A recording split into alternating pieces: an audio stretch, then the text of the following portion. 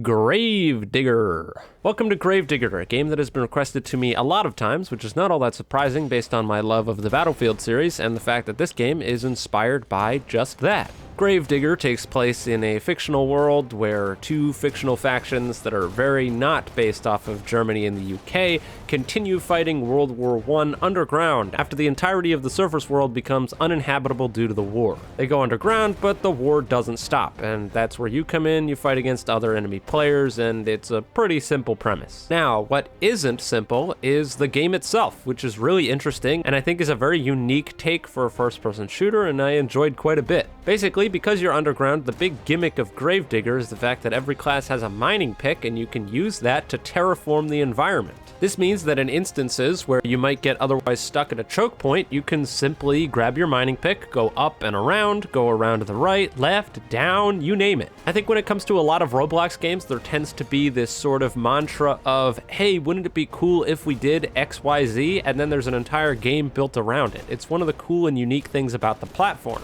And so in this case, I have a feeling that the people behind this were like, hey, wouldn't it be cool if there was a Battlefield game in caves where you could terraform the environment? And then the entire game was built around just that one concept, and I think it works quite well. Now, that said, I did have some problems with the game, but before we get to those, I want to continue talking about the things that I liked. The animations here are top-notch, very clearly taking inspiration from the Battlefield series when it comes to the melee takedowns, and the fact that there are takedowns for first and third person that you can use in either mode is really cool, something that I certainly wish that Battlefield 2042 had done, instead of forcing you into the third-person perspective, but, you know, we're not talking about that game. The progression, while I did have some problems with it that I'll be talking about, is not extremely slow. It doesn't lock a bunch of integral things behind a ridiculous grind, and the starting equipment that you get is actually not bad.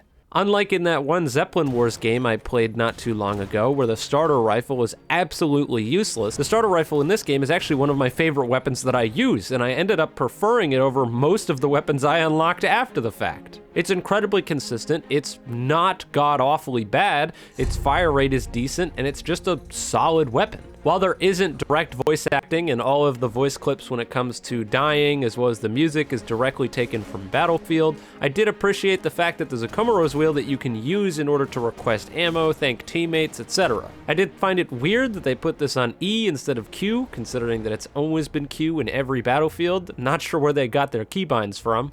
But that's something you can change in the settings, which will take us over to the settings, which are extremely extensive. There are so many settings here, it is ridiculous. You can change almost everything about the game, and God, I wish more games did this. There's so much player choice in terms of what you want the game to sound and feel like to play in terms of what's on your HUD, etc., and I really enjoyed that. As for the HUD itself, it's extremely limited, with only telling you direct information that you really need to know, and this was a bit of a curse as well as a blessing depending on certain situations. I think when it comes to ammo and your health, I enjoyed the fact that your health and ammo wasn't constantly displayed, and you needed to have a general understanding of how healthy you were and how much ammo you had, and generally speaking, you just had to pay attention, and I thought that was cool. But it sort of falls apart when it comes to the objectives, because in order to show the objectives, there is a dedicated keybind for it, but I think it was pretty clear based on a lot of my matches that some people were not using this keybind and were sort of just floundering around, walking in circles.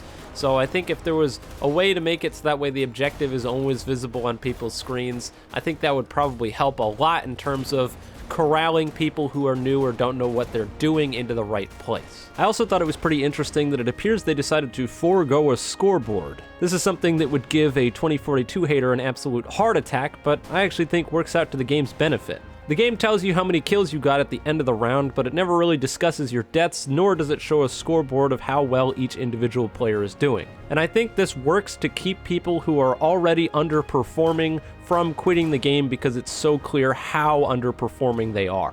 Maybe that sounds fucked up, and maybe there are going to be some people who are going to be like, Eclipse skill issue, but like, come on guys, I'm the guy who drops like 60 kills and tops the board every time in Battlefield. Do you really think I'm the guy that you should be worried about when it comes to the scoreboard? If a lack of a scoreboard keeps lower skilled players from otherwise quitting the game and continuing to enjoy the same things that I enjoy, I'm all here for it. And when it comes to me personally, I'm a lot more inclined to make more risky plays and try to play more of the objective when I'm not constantly worried about how I'll look at the end of the match. So assuming that this is a decision that was made, I'm honestly on board with it. And finally, when it comes to things I enjoyed, as this is a Battlefield-esque game, it also has a class system that's based off of a whole bunch of different classes that can do a whole bunch of different things. And I can appreciate the fact that based on my sort of limited playtime, it didn't seem like there were any completely useless classes, and it felt like most, if not all of the classes had their place in the game, whether it be a medic being able to heal people significantly faster, the soldier class being able to give people ammo, the riot shield class being able to block enemy bullets and assist pushes,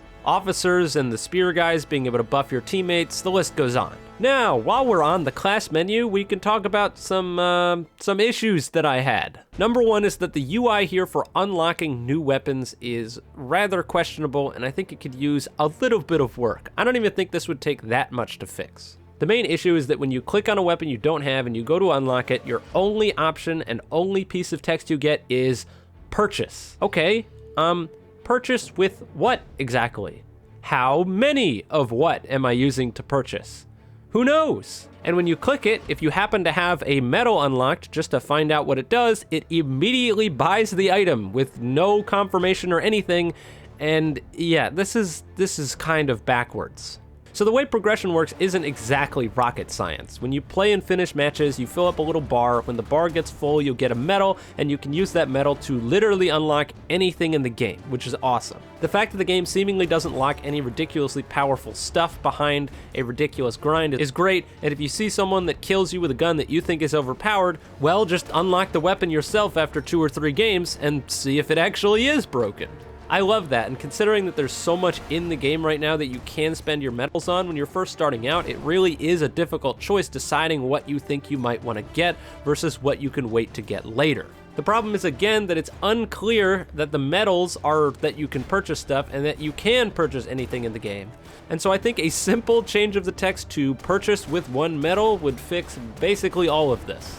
But as it stands, it's a little bit unclear, and yeah, that's not great. Now, the other issue that I had that might just be skill issue lol you suck is that the weapon balance appears to be, well, all over the place. I said the starter rifle was pretty good. Well, the very first gun that I unlocked that wasn't the starter rifle was this double barrel shotgun, and this thing is fucking useless. Seriously, I used this in several rounds. I don't think I ever got a singular kill with it. Not one. What the fuck? Hopefully I'll be showing clips on screen now. How exactly is this shotgun failing to perform when I'm shooting it directly at someone at like maybe 10 feet away? What is happening here? I have no clue. I don't know why this gun specifically is so bad, and I'm sure this persists across the game, with some guns just very clearly being way better or way worse than others. Now, those are the direct issues that I have with the game that I think are more objective. Now we get into sort of personal preference, because there were some things that I personally didn't like about the game, but I think they were more of a design philosophy thing and less of a this just makes the game bad. The first and certainly most important is the lantern system. I'll just come out and say it, I really didn't like this system at all. Basically, the way it works is because you're underground, every single soldier on your team and the enemy team has a color-coded lantern depending on what your team is, and that's how you sort of tell friend from foe, aside from the uniforms, which honestly are also pretty easily identifiable. So it's easy to ID friend from foe, but this lantern also effectively broadcasts your location at every given time, invalidating so many different strategies that you could employ, and so it really sucks when you decide to get a sneaky spot or you're going for a flank route, and none of that matters because some guy sees this big ass bright light coming down the hallway and they're like, hey, there's an enemy coming. Now, I assume that they did this because of the third-person factor here, which is another problem in of itself. I really wish this game was just locked to the first-person perspective, as I think third-person shooters, especially when it comes to PvP, have a lot of problems, usually stemming from the fact that third-person is just the meta way to play, and playing in first-person is all but pointless because you can corner peek and, you know, cheese people that way. And so I assume that the lanterns were added in order to make corner peeking less powerful, because if you you are sitting on the corner peeking around it. The enemy will also know you're there, so you can't just get a free kill popping out and killing them immediately. But again, I think that this sort of fix to the third person problem is a problem stemmed from the third person and less from the lanterns. And if it wasn't a third person game, then this never would have been a problem to begin with. Overall, the lantern just throws out so much strategy and exacerbates an even bigger problem when it comes to when you're trying to fight multiple people by yourself, which is already difficult as it is, but now it's basically impossible because you can't use any sort of flanking strategies because they can see exactly where you're going at all times. Now, yes, I know people are going to say in the comments before they even get to this point, Eclipse, you can equip a perk that makes it so when you kill somebody, you hide your light for a little bit. But that's a band-aid solution to a massive problem. When I first booted up the game, I was under the impression that there was this really interesting dynamic where you would have to tell friend from foe and avoid shooting your teammates, but as far as I could tell, there was no team damage in the game, so that's not a factor. And so it would have been interesting if maybe the lights were a mechanic and you could turn them on and off manually in order to show your teammates that you were, a friend, and so they wouldn't accidentally shoot you if you came from a different point in the map. But that's not the way it works. The way it works right now is just, well, not very good. Now, one of the other big issues that I've ran into was the way that headshots are handled in this game because I have no idea what they were thinking. I have no idea. To put it simply, shooting people in the head in this game is a hindrance to you.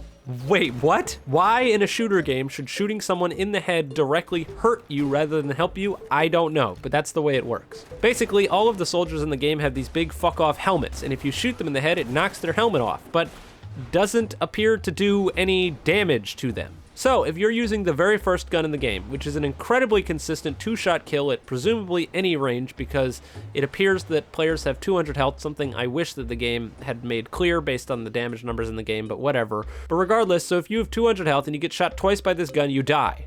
But if you hit them in the head and then hit them in the chest, they don't die. What? So you're telling me if I shoot someone twice in the head, they die, and if I shoot them twice in the body, they die, but if I shoot them in the body and the head, they live. How the fuck does that make any sense? When I first started playing the game, I automatically assumed, based on every other first-person shooter I've played, hey, I have a bolt-action gun, I should probably be aiming for headshots. But I was damn wrong. You should never be aiming for headshots with this gun. Ever. I have no clue why the game doesn't just do the standard body shot amount of damage if you hit someone in the helmet. That would fix pretty much all of this while also preventing what I assumed they didn't want, which was constant one-shot kill headshots. And finally, the last issue that I sort of took with the game was the way that one-sided matches work, which is, I think, almost unavoidable based on the nature of the game, but I figured I'd bring it up anyway. As much as the game appears to be very clearly inspired by Battlefield, a lot of the time it feels more like it plays like a game of Overwatch. And I think the developers themselves even knew that's how matches played, and that's why they decided to dictate the respawn systems the way they do. Basically, respawns work on a wave respawn basis, so you have to wait a certain amount of time, and then every single teammate that you have that's currently dead respawns at the same time. This is implemented to stop players from just trickling in one by one against a well set up team defending an objective and instantly dying, leaving your team to effectively never be able to break the enemy's line because they don't have enough people for a push. And so a wave respawn is supposed to mitigate this, but it doesn't really work. In my experience, matches were extremely one-sided, and I do think a lot of that does end up stemming from the fact that one or two players can't really make a huge difference when a setup team is already on an objective, and a lot of that once again circles all the way back to the light issue, which is if you try to get a flank and clear out the enemies for your team, someone's gonna see the big-ass fucking light in the ceiling and just shoot you. But the point is that there was only one match that I played that was actually a back and forth that led to a really cool comeback, and every single other game that I played was an absolute blowout where one team would basically win the first skirmish, and once they'd won the first skirmish, it was over. The game was wrapped up and finished, and there was no way you were ever going to break their line again. Overall, I know it sounds like I'm being really negative, and that's how a lot of these videos come out because, well, a lot of the things that I have to say end up being negative, but I did enjoy the game a lot, and I think that the positives definitely outweighed the negatives regardless.